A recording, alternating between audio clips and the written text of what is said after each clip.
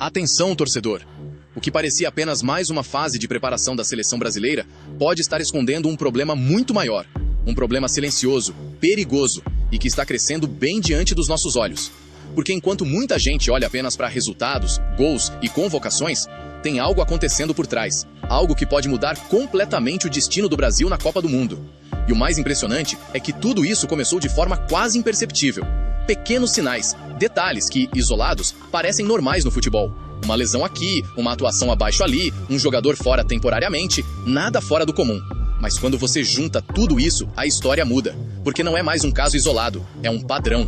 E é exatamente aí que mora o perigo. Carlo Ancelotti chegou com uma missão clara: reconstruir a seleção brasileira e levar o Brasil de volta ao topo do mundo.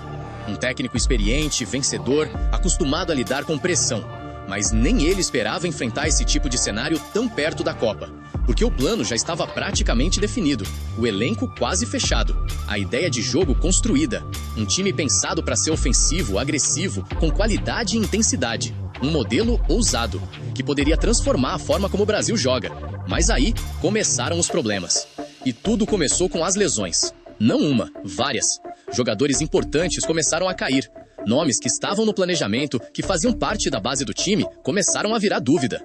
E isso não é só uma questão física, isso mexe com tudo. Mexe com o planejamento, com a confiança, com a estabilidade do grupo.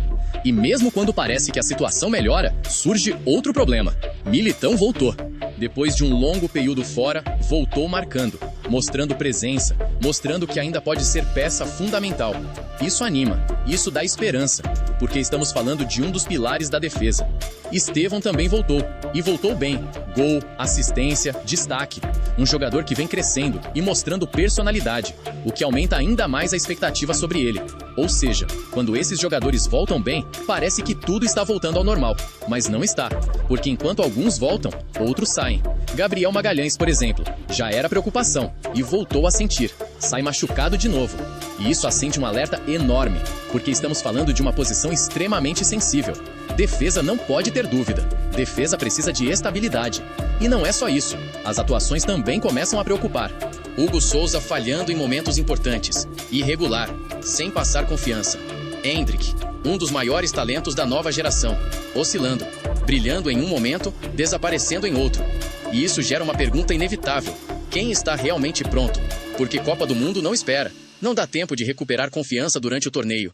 Ou você chega pronto, ou você fica para trás. E é aqui que a situação começa a ficar ainda mais delicada.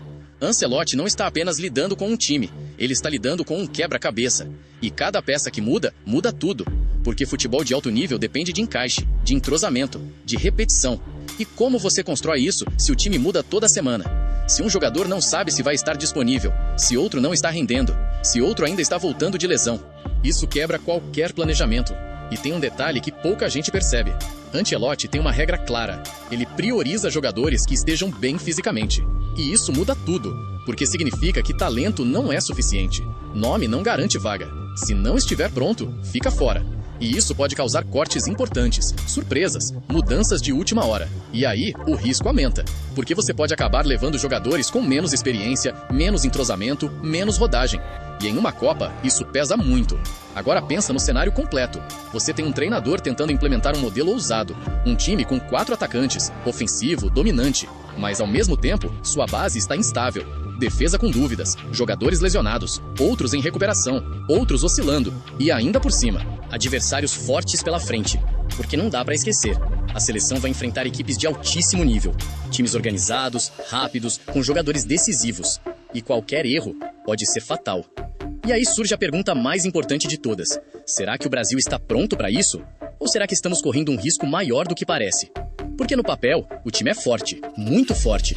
Mas futebol não se ganha no papel. Se ganha dentro de campo. Com consistência, com confiança, com equilíbrio. E nesse momento, esse equilíbrio ainda não está garantido. E é exatamente por isso que essa situação é tão preocupante. Porque não é uma crise escancarada, não é algo que todo mundo está vendo claramente. É algo silencioso, mas que pode explodir a qualquer momento. E quando isso acontece, pode ser tarde demais. Agora, eu quero saber de você. Você acha que isso é só uma fase normal?